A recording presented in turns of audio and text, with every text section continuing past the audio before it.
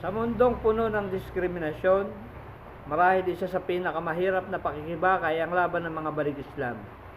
Naririnig natin ang mga mapanlait na salita mula sa iilan ng mga ipinanganak na Muslim na kami ay mga balik Islam lang, mga baguhan sa relihiyon, habang sila ay para bang mga veteranong Muslim mula sa kanilang tribo.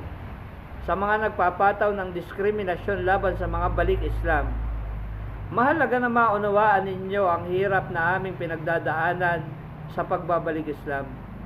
Hindi biro ang proseso ng pagtanggap at pagtutok sa bagong pananampalataya, lalo na ito ay sinalubong ng panghuhusga at diskriminasyon mula sa mga taong sila pa ang dapat na sana ang magbubukas palad sa amin bilang kapwa na nila Muslim. Ang pagbabalik Islam ay isang paglalakbay na puno ng pagsubok at kahirapan. Makakakala ninyo na ito ay simpleng pagbigkas lamang ng syahada o pagbasa ng Quran at pagtutok sa mga kautusan ng Islam. Hindi, kundi ito ay isang proseso ng pagsasakripisyo at pagbabago ng aming mga pananaw at kaugalian. Kami ay madalas na hinaharap ang pangmamaliit mula sa ilang Muslim na nagmamataas sa kanilang pinagmulang tribo at tradisyon. Kami ay nagtitiis sa mga tao, sa mga tanong at pagdududa mula sa aming pamilya at kaibigan. Kami ay nakikipaglaban sa mga hadlang sa aming trabaho at komunidad dahil sa aming desisyon na magbalik Islam. Subalit sa kabila ng lahat ng ito, nananatili kaming matatag at determinado sa aming pananampalataya. Ang aming pagbabalik sa Islam ay hindi lamang isang paghahanap ng espiritual na kahulugan, kundi isang pangarap na maging mas mabuting tao at makamit ang kapayapaan sa aming mga puso. Ang pagbabalik Islam ay hindi lamang pagbabalik sa isang relihiyon. Ito ay paglalakbay ng puso at kaluluwa. Ito ay proseso ng pagninilay-nilay, pagtanggap at pagmamahal sa Islam na nagpapailalim sa ating kaalaman at pananampalataya. Ang bawat hakbang na ginagawa namin patungo sa Islam ay may kahalagahan at dignidad. Sa aming paglalakbay patungo sa Islam, kami ay naging saksi sa ganda at kahalagahan ng aming bagong pananampalataya. Hindi ito tungkol sa kasarian, tribo o pinagmulan. Ito ay tungkol sa pagnanais na magkaroon ng mas malapit na kaugnayan sa ating Rab at isuko ang aming sarili sa kanyang kautusan sa abot ng ating makakaya.